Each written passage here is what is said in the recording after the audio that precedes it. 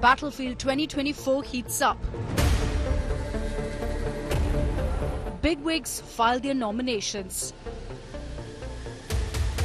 It's Rajiv versus Tharoor in Thiruvananthapuram. Thiruvananthapuram want to join the same progress and development that the rest of India is experiencing. They want change and they want to move forward. Smriti touches down now in Rahul's turf. परिवार के नाम पर धोखा अमेठी को दे चुके हैं. इस बार वायनाड को परिवार के धोखे में नहीं आना.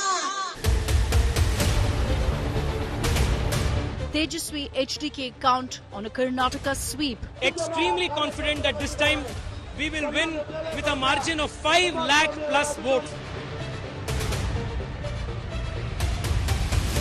The 2024 Battle Royals to watch out for is our top focus on 6 p.m. Prime. Good evening, you're watching 6 p.m. Prime here on India Today. I'm Akshita Nandagopal, and this evening we'll be rounding up all the highlights of the big nominations that were filed through the day and thereby putting the focus on phase 2, where you're going to be seeing the state of Kerala and parts of Karnataka, largely South Karnataka, going to polls. Which are the seats to watch out for? We'll be telling you all of that and much more. Let's begin, as always, with the headlines. Another jolt for the Congress. Its top spokesperson Gaurav Vallabh jumped ship to BJP. Expelled Congress Neta Sanjay Nirupam also quits. Says Uddhav Sena gave Kichdi Chor Northwest Mumbai ticket.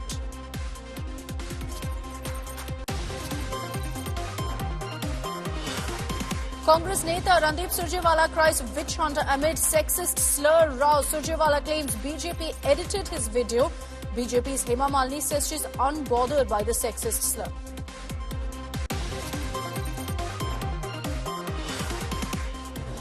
Actor and Neta Kangana Ranaut speaks exclusively to India Today. Slams Congress for repeated sexist remarks, calls Rahul Gandhi lonely and a failure looming under his ambitious mother's shadow.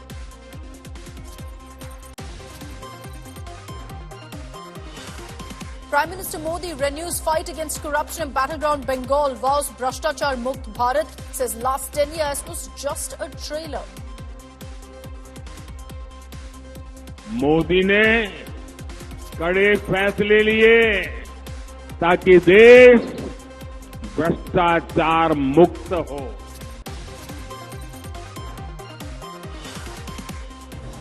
The war for Wayanad escalates. Rahul nemesis Smriti Irani takes aim at Rahul Gandhi while in his bastion, in his turf. Asks why Congress is taking the support of banned terror groups in Kerala and dares Rahul to contest in Amethi.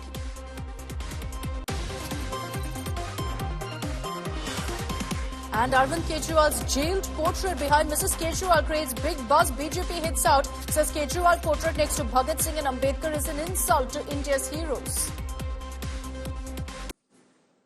All right, today we've seen some big political news breaks coming in with some of your biggest leaders who are in the poll fray all filing their nominations today. All these faces that you see around me, they're all going to be contesting in the upcoming election, and their fate will be decided in phase 2 of the elections. That is on April 26th. So you can see faces from Kerala, from parts of Karnataka and from Uttar Pradesh. And let's take you through each one of these fights.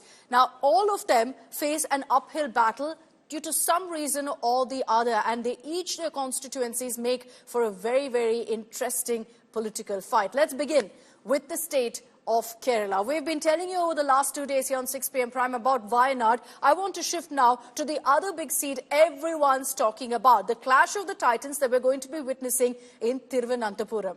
Rajiv Chandrasekhar today went ahead and filed his nomination. It was a big show of strength as Rajiv Chandrasekhar put the focus on one thing. He says the people of Thiruvananthapuram want change, and that's why I'm here. He says that's the feedback he's received. He was accompanied by Union Minister Dr. S. Jayashankar. Congress's Shashi Tharoor, who is the incumbent MP, is in fact has filed his nomination yesterday. So let's in fact listen in to what Rajiv Chandrasekhar has to say. This is going to be a battle to watch out for. Rajiv sir, how's the election atmosphere? You can watch it, you can see it, you can experience it. Are you receiving good response from your voters? Look at what's happening around you. Sir, what are the issues? Wonderful response. People of Thiruvananthapuram want change. Namaskaram, namaskaram. Sir, you were saying people want change and why do you think so, sir? People of Thiruvananthapuram want to join the same progress and development that the rest of India is experiencing. They want change and they want to move forward. Namaskaram, namaskaram. So that's the message from Rajiv Chandrasekhar. Accompanying him also was Union Minister Dr. S. Jaishankar. And through the show, while we show you some of the highlights of BJP leaders filing their nominations, you will notice that most of them were accompanied by Union Ministers. But let's play out our exclusive conversation with Dr. Jaishankar. How is the mood on the ground, sir? He will win. He will win. Yes, he will win. Why do you think so? Because BJP has not penetrated into Kerala so far. Why do you think other way this time? There is always a first time. Rajiv Chandrasekhar ji will be first time. Let me bring in Anaga Keshav, who's reporting live from Thiruvananthapuram. Witnessed that entire roadshow, was in conversation just as you saw now with Rajiv Chandrasekhar as well as Dr. S. Jaishankar. Anaga, good evening. What's your sense from the ground so far in Thiruvananthapuram? Is this going to be a contest that really goes down to the wire? Is there any sense of anti-incumbency like Mr. Rajiv Chandrasekhar states, or is it going to be smooth sailing for Shashi Tharoor yet again?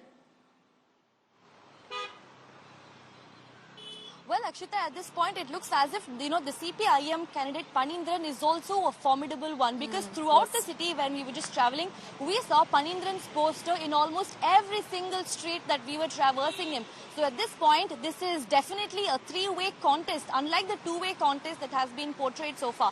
So this is going to be a very tough fight between the BJP, Congress and CPIM as well. And even this morning, Rajiv Chandrasekhar mentioned that Thiruvananthapuram especially has been witnessing, it has been lagging behind when it comes to rest of the India, when it comes to issues like development. And he says that, Kerala especially has been a bit unwelcoming for investors, and keeping all these factors in mind, and also he adds that this unwelcoming atmosphere is solely because of, the Congress being in power so far. And he says that if he comes to power, he is going to turn that around entirely. And he also flayed the Congress government here by saying that the roads are not developed properly. Kerala has been lagging behind. Shashi Tharoor has not done his job properly, is what Rajiv Chandrasekhar implied this morning while filing his nomination. But Akshita, let's also not forget that in 2019, Shashi Tharoor won by a huge margin. He won by a whopping 99,000 lead, or no, almost close to 1 lakh margin lead is how is how Shashi Tharoor won. And before that, he won by a mere margin of just 15,000. So this election is going to be a really crucial one to watch out for, a really sort of litmus test for BJP to find out if they have penetrated into Kerala or not. If you look at it, actually, 2019, with those kind of numbers that you're telling us, Anaga, of a lead of 99,000, it is close. Look, it looks like at this point, with the BJP going aggressive in their campaign, and as Anaga pointed out, with the left also pushing forward, we'll have to see what really plays out in Thiruvananthapuram. Wayanad, yes, everyone's talking about. Thiruvananthapuram is another big seat to watch out for. Thanks very much, Anaga, for your inputs. I want to now cut across to Bengaluru, because today you had in Bengaluru South, Tejaswi Surya, the incumbent BJP MP, filing his nomination. Union Minister Anurag Thakur accompanied him. In Bengaluru South, the BJP is confident of a victory. They're hoping for one. They're up against, Tejaswi Surya is up against Congress's Soumya Reddy. But remember that this is a seat that the BJP has held on to since 1991. They've never lost an election since 1991 in Bangalore South. The Congress has won just twice, and that was before 1991. So it is an uphill task for Soumya Reddy. It was a massive roadshow that we saw playing out just hours ago in the heart of Bengaluru. I want to get you now a special conversation with Tejaswi Surya. Tejaswi, how do you see the response? How are you hoping? How do you see yourself on June, on the Judgment Day? The kind of response that the name Narendra Modi evokes across the country is phenomenal. Modi ji is a once-in-a-multi-century leader. We are fortunate that we are living in his times. Look at the kind of crowd today on a working day in a city like Bengaluru. And people have assembled from 9 a.m. in the morning. Last time Bengaluru South blessed Bharatiya Janata Party with a majority of 3.3 lakh votes. I am extremely confident that this time we will win with a margin of 5 lakh plus votes. Who came into power, the Congress, could not fulfill the guarantees they've given to the people of Karnataka. They are fed up with the Congress rule in the last 1 year alone. So people are looking at Modi because Modi stands for maker of developed India. All I'm trying to say is people want to see the Viksit Bharat. They want to see the progress of the country. And the Bengaluru South has always voted for Bharatiya Janata Party. This time also they're going to make Tejasvi Surya win. And let me bring in now Nagarjun Dwarkanath, who's joining us live from Bengaluru. Nagarjun, the seats in Bengaluru and all of these contests, whether it's Bangalore Rural, Bangalore South, Bangalore North, are all going to be very, very interesting. Now, is the BJP looking to sweep Bangalore, and is the only hurdle in that front from Bangalore Rural? In fact, BJP is heavily counting on 3 seats of Bangalore City, including South, Central, as well as North. And this time around, they've put up a Dr. Manjunath candidature in Bangalore Rural. So they're hoping that it would be 4-0. Last time it was 3-1, including Rural. But this time, a formidable fight between Soumya Reddy, who has been a Jayanagar MLA earlier, and Tejasvi Surya, who's been Bangalore South. Jayanagar falls under Bangalore South constituency, parliament constituency. So it's going to be a tough fight is what everyone is saying, because Ramlinga Reddy and Soumya Reddy together will fight it harder and make it even more double sure that they put in all their efforts. And Congress guarantees is the one that taking it to the people. We have to wait and watch how this pans out. But BJP is saying that Bangalore South is a quite strong foundation that they have there, and they're quite sure of a win. But all the 3 seats in Bangalore City is right now seeing a quiet fight between Congress and BJP. All right, Nagarjun getting us those updates of what you can really expect in Bengaluru. Seats definitely to watch out for in the entire Karnataka battle. Remember that Bangalore goes to the polls, is voting in phase 2 on April 26. Thanks very much, Nagarjun, for joining us with those details. But sticking to Karnataka, let's focus also on Mandya, because you had H.D. Kumaraswamy going ahead and filing his nomination from his stronghold. It is considered a seat that is a JDS stronghold. H.D. Kumaraswamy was accompanied by BJP veteran B.S. Yediyurappa, considering that the BJP and JDS are fighting as allies in this particular election. Now, remember that in Bangalore Rural, like we told you, you have, in fact, Devegowda's son-in-law contesting from that seat on a BJP symbol. Now, in Mandya, H.D. Kumaraswamy, already after filing his nomination, spoke about the issue of farmers, saying that that is my #1 priority to ensure that their voices are heard. He's squaring off against Star Chandru of the Congress. ಈಗ ಇದು ರಾಷ್ಟ್ರ ರಾಜಕಾರಣ ಅನ್ನೋದಕ್ಕಿಂತ ಹೆಚ್ಚಾಗಿ ಇವತ್ತು ಅನಿವಾರ್ಯವಾಗಿ ನಿಲ್ಲಬೇಕಾದಂಥ ಒಂದು ಪರಿಸ್ಥಿತಿಯಲ್ಲಿ ಚುನಾವಣೆಗೆ ಸ್ಪರ್ಧೆ ಮಾಡಿದ್ದೇನೆ. ಅದರಿಂದ ಇವತ್ತು ಜಿಲ್ಲೆ ಮತ್ತು ರಾಜ್ಯಕ್ಕೆ ಉತ್ತಮವಾದಂಥ ಒಂದು ರೈತ ಪರವಾದಂಥ ಕಾರ್ಯಕ್ರಮಗಳನ್ನು ತರಲಿಕ್ಕೆ ಅನುಕೂಲ ಆಗ್ತಕ್ಕಂಥ ಒಂದು ಹಿನ್ನೆಲೆಯಲ್ಲಿ ಈ ತೀರ್ಮಾನ ಮಾಡಿದ್ದೇನೆ. All right, let me bring in now Sagaraj also, who's joining us on this broadcast to focus particularly on Mandya. Sagai, what really will we see in Mandya? You have Star Chandru, one of the richest candidates with assets that he's declared of over 200 crores. H.D. Kumaraswamy making the transition from state elections to the national politics and saying very clearly that this is the need of the hour to do so. Is it going to be a walk in the park for Kumaraswamy? See, if you notice, Mandya is a bastion of JDS, and incumbent MP Sumalata has also extended her support to H.D. Kumaraswamy. And if you notice, it can be a cakewalk for him, but the Congress is depending upon the 5 guarantees which has already been implemented, and the kind of exposure the candidate Star Chandru has in that particular constituency. And remember, Star Chandru is also one of the close aides of sitting district in charge Minister Chelvaraya Swamy and other MLAs in Mandya. And they are also depending upon all the MLAs who have won from Mandya, who can back Star Chandru to ensure that his victory should be easy for him in Mandya constituency. But H.D. Kumaraswamy is all set. He doesn't want to take any kind of chance by fielding any of the workers or his son, Nikhil Kumaraswamy as well. And that is one of the reasons that he has filed his nomination and he is contesting, and he is quite confident that this time it is going to be easy for him. All right, let's see if that really is the case. But like you pointed out, this is a JDS stronghold, and you already got Kumaraswamy raising issues that the JDS constantly does and is known for, which is fighting for farmers. Thanks very much, Sagai, for joining us with all of those details. Those are the roundups of the big seats that you need to watch out for based on the nominations that were filed today. Largely in parts of Karnataka, South Karnataka is where phase 2 voting is happening, and in Kerala. Let's get you some of the highlights of the other big nominations of the day. On your screens, Hema Malini, BJP candidate from Mathura, has filed her nomination. She was seen holding a mega roadshow before going ahead and filing her papers. You also had Chief Minister Yogi Adityanath addressing a massive rally in support of Hema Malini today. Papu Yadav filed his nomination from Purnia seat for the Lok Sabha elections as an independent and maintains that his Congress family is with him.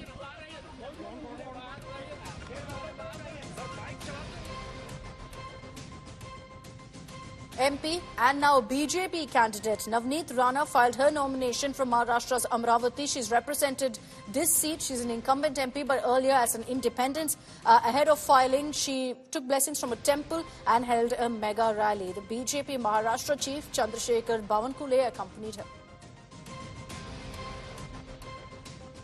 Former Congress Chief Minister Ashok Gehlot's son Vaibhav Gehlot filed his nomination. Remember, he's been fielded from the Jalore constituency. After filing his nomination, Vaibhav Gehlot also lashed out at the BJP, saying very clearly he will fight and take them on in Jalore.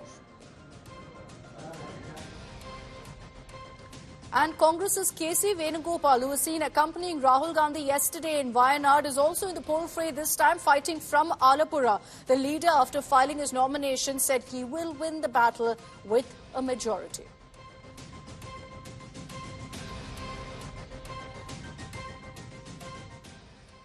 And the war for Wayanad is something that the national spotlight is on. K. Surendran, Kerala BJP chief, versus Rahul Gandhi, of course, versus CPI's Annie Raja. And today, you had Smriti Irani in Rahul's turf, interestingly. So she touched down in Wayanad now to accompany K. Surendran as he filed his nominations. And there were multiple taunts at Rahul Gandhi, from PFI's alleged support to Congress, as she says, to also daring Rahul Gandhi to fight from Amethi. Here are some highlights of that particular rally that took place today.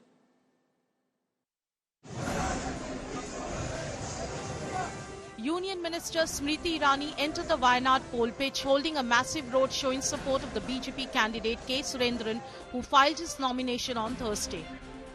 Surendran fighting against Congress's Rahul Gandhi and CPI's Annie Raja. Smriti Irani launched a scathing attack on the Grand Old Party, accusing it of taking support of banned terror groups like the PFI. मैं Congress party से पूछना चाहती हूँ कि सत्ता का इतना लालच क्यों? Why such hunger for power that you will take support from banned PFI leaders as well? अगर दम है तो SDPI के समर्थन को ठुकराकर देश को संदेश देने की हिम्मत रखे Rahul Gandhi. Smriti Irani, who defeated Rahul from Amethi in 2019, claimed that the Congress leader is cheating Wayanad the same way he betrayed Amethi. सुना है कि कल गांधी खानदान ने ये घोषणा की है कि वायनाड अब उनका परिवार है. परिवार के नाम पर धोखा अमेठी को दे चुके हैं. इस बार वायनाड को परिवार के धोखे में नहीं आना. The BJP has attacked its rivals, Congress and Left Front, accusing them of playing a friendly match. The fight between LDF and UDF is a big mockery. Na? In Delhi last 2 days back, D. Raja, the husband of Srimati Annie Raja, is hugging Rahul Gandhi and he is asking support to the people to become, to make Rahul Gandhi as a Prime Minister. Here in Wayanad, his wife and CPI national leader Annie Rajaji is contesting against Rahul Gandhi. So the drama is very clear. The Left Front is in no way amused by Rahul's candidature from Wayanad. Its leaders have been questioning the need for Rahul to fight from Kerala, where the BJP is not a big force. Fielding Mr. Rahul Gandhi in Wayanad is a short-sighted decision of the Congress party. We all are fighting in order to save democracy, save constitution. Who is posing threat to the constitution and democracy? It is BJP, RSS combined. And why Mr. Rahul Gandhi doesn't want to fight BJP RSS directly? Rahul, on the other hand, has defended his choice of Wayanad while remaining silent on whether he will also contest from his earlier constituency of Amethi. I was really embraced by the people of Wayanad, regardless of which party they came from, regardless of which community they came from, regardless of how old they were. Every single person in Wayanad gave me love, affection, respect, and treated me as one of their own. Rahul's roadshow on Wednesday was noticed for absence of any flags, possibly to avoid a repeat of 2019 when the BJP called the party flags of IUML as Pakistan's flags. Kerala Chief Minister Pinarayi Vijayan took pot shots at the Congress for sidelining its strongest ally in the state.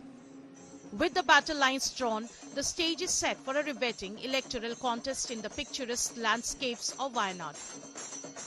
With Moshimi Singh and Shivimol KG, Bureau Report, India Today. Unfortunately, the political discourse hitting new lows once again during the election season. This time you had Congress Neta Randeep Singh Surjewala making a sexist comment against BJP MP Hema Malini. He wasn't the only one. You also had a TMC leader going ahead and making derogatory remarks about BJP's Lok Chatterjee. Far too often we see women politicians being targeted over their genders, and as Hema Malini puts it, an actor particularly is an easy target for netas. In the midst of election campaign, many India bloc leaders are embroiled in a series of controversies marked by abusive rhetoric. First, Supriya Shrinate and H.S. Ahir flung themselves in a soup over derogatory remarks against Kangana Ranaut. And now senior leader Randeep Surjewala faces severe backlash after making sexist comments about BJP's Mathura candidate and actor Hema Malini. MLA MP क्यों बनाते हैं? ताकि वो हमारी आवाज उठा सके, हमारी बात मनवाएं, इसीलिए बनाते होंगे. कोई हेमा मालिनी तो है नहीं जो के लिए बनाते हो. Surjewala's jibe at Hema Malini provoked a scathing response from Uttar Pradesh Chief Minister Yogi Adityanath. Bharat की परंपरा संस्कृति की कला को वैश्विक मंच पर स्थापित करने में अपना पूरा जीवन लगा दिया हो, और यह भी अगर कांग्रेसियों को बुरा लगता है तब तो उनको भगवान भी अब बचा पाएगा कि नहीं बचा पाएगा, ये मुझे स्वयं उनके संदेह होता है. Surjewala defended himself by accusing the BJP of selectively distorting his statements. MP क्यों बनाते हैं? ताकि वो हमारी आवाज उठा सके, हमारी बात मनवाएं, इसीलिए बनाते होंगे. कोई हेमा मालिनी तो है नहीं के लिए बनाते होंगे. फिल्म स्टार तो है नहीं. हम तो हेमा मालिनी जी का भी बड़ा सम्मान करते हैं. क्यों धर्मेंद्र जी के ब्याह रखिए बहू है हमारी. परंतु ये फिल्म स्टार तो हो सकता है कोई. हम लोग जो है मुझे या गुप्ता जी को इसलिए आप बनाते हैं कि साहब हम लोग जो हैं आपकी सेवा कर सकें. In Bengal, TMC MLA Asit Majumdar made derogatory comments on BJP MP Lok Chatterjee at a public event. আরে ভাই ওকে মমতা ব্যানার্জি চেয়ারটা নিতে বলুন না, বিজেপিতে আছে কেন? ও আছে বিজেপিতে, আর ঠিকা নিয়েছে তৃণমূলের. তার মানে বুঝতে পারছেন তো, 2 নম্বরই মাল, দুগ্গি মাল তৃণমূলের সাথেও আছে, আবার বিজেপির সাথেও আছে. TMC men think that it is fine because Mamata Banerjee is giving 500 rupees to the women of West Bengal, and that is enough money to trade with their dignity and self-respect. And that is why these kind of comments are being made. And this is not an isolated comment. So please call up Mamata Banerjee and ask her to respond. on why she is quiet on the kind of lecherous comments that men in her ranks are making. The first in the series of abusive remarks came from Congress leader Supriya Srinath, who targeted the BJP's candidate from Mandya in Himachal Pradesh, Kangana Ranaut, sparking widespread outrage. This was followed by a derogatory comment by another Congress leader, H.S. Ahir, on Kangana. Despite subsequent clarifications and attempts to mitigate the fallout, the Congress party faced criticism for its failure to address the issue promptly. मेरे Facebook और Instagram account का access कई लोगों के पास है। उसमें से किसी एक व्यक्ति ने आज एक बेहद घृणित और आपत्तिजनक पोस्ट की। मुझे जैसे ही पता चला, मैंने सर्वप्रथम उस पोस्ट को डिलीट किया, क्योंकि जो कोई भी मुझे जानता है वो अच्छी तरह से जानता है कि मैं कभी भी किसी भी महिला के खिलाफ व्यक्तिगत भद्दी और भोंदी टिप्पणी कर ही नहीं सकती हूं। मैं इसकी घोर विरोधी हूं। The silence of top leaders like Rahul Gandhi and Mamata Banerjee on these incidents has further fueled concerns about their tolerance of such behavior among their ranks. Bureau Report, India Today. And as I wrap up this edition of 6 p.m. Prime, just a quick reminder to tune in starting Monday onwards, because at 6 p.m. I'll be joining you from the beautiful state of Tamil Nadu, from my home, as we kick off our Election Express.